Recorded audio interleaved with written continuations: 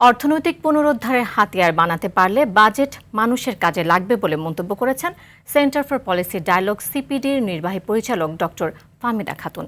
বলেন, অতীতের মতো এই বাজেটে প্রচুর ব্যয়ের খাত রাখা যাবে না। তাছাড়া বাজেট ঘাটতি সীমার মধ্যে রেখে অর্থ কোথা থেকে আসবে তা ঠিক করতে হবে।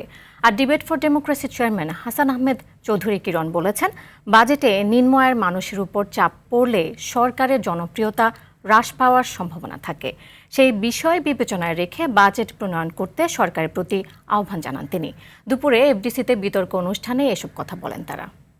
সামনে যে বাজেটটা আসছে সেই বাজেটটাকে শুধুমাত্র একটা আয় ব্যয়ের হিসাবে দেখলে হবে না।